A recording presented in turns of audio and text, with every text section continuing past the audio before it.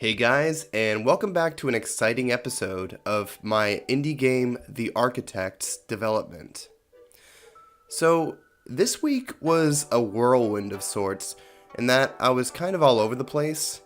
I was pretty sick, had some monetary doubts about my own financial situation, and even considered pausing the project so I could work on a smaller project just so I could get something done and out there already, and possibly generating some revenue. Ultimately though, I decided against this, because I'm conscious of the fact that this is the hurdle most long-term solo indie developers go through. I thought a lot about different solo developers and how they mentally pushed through these boundaries, and I realized why I was feeling this way. Why I was feeling this eagerness to ship something. The reason was I didn't have any kind of demo or proof of concept yet created for the game. Even though I've been diligently working on it every day, the game didn't really resemble anything remotely gamey yet. In short, the game was lacking something very major: the core loop. I realized that especially with big crafting and exploration games, there needs to be some kind of loop that hooks you immediately. I pondered this for a bit, but quickly realized that the kind of loop that would suit my game well was what most crafting exploration games used: a simple day-night cycle, where at night the monsters come out, forcing you into hiding or to retreat back to your base. Kind of like Rain World with the rain system, Stardew Valley with the day-night cycle, and even Minecraft with its day-night cycle, where the monsters come out. So I added a clock that corresponds with the light of the day, with each day lasting about 15 minutes. I essentially ripped off Stardew Valley's day-night cycle with my own tweaks. I thought about what kind of tension can be used to force you into your house at night, and I initially thought maybe adding some monsters that would come out, but that would go against the whole concept of the game.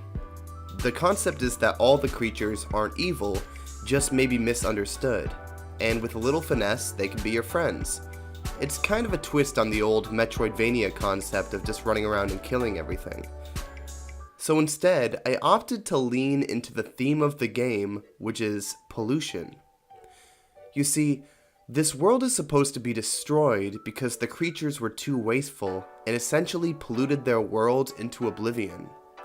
So I had the idea that at night, when the clock strikes 10, a giant cloud of green pollution passes through the world, making it unlivable and making you die if you're caught outside.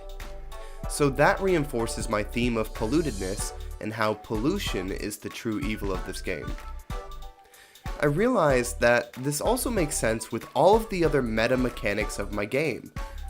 For example, the game is part farming as well, and I can pretty much use a day-to-day structure, just like with Stardew Valley, with the maturation of my plants. Also, a huge mechanic of the game is that you have to house creatures. That's essentially the main goal of the game, that you build creatures' houses and rebuild their city. However, it didn't really have a use yet to build the houses. Like, you built them houses, but why? Well, now if you don't house a creature that you find out in the wilderness, when nighttime comes, it will disappear back out into the wilderness. That means that in order to actually keep reusing the creatures that you come across, you have to station them at a house unit somewhere. This reinforces the loop of finding resources, then building. Overall, it makes so much sense, and I'm super happy with that. Now that I have a core loop conceptualized, all I have to do to have a working playable build is offer up a demo of that core loop in action. Then I simply use that as the core and branch out from there, adding more mini features that exist around that loop. This offers a lot of psychological benefit to me as well, because it makes me go from, what the heck am I making, to, okay, I have a game now. Now I just need to build it up more, and it will be amazing. Overall, I feel much more confident in the game now that I have a core loop in the works, and if I were to start over, I would probably start from there. Once you have a core, time-sensitive loop, your game becomes much more clear and satisfying to play. So that's my focus now with the game, really nailing this core loop gameplay over the next month or so. After that's done, the game will basically be done, and everything I add after that will simply be to add detail to the game and world and make it go from bare bones to a playable experience.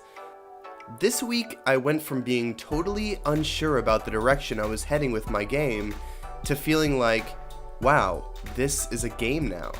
It may not be a done game, but it has a loop, and therefore, it's a game.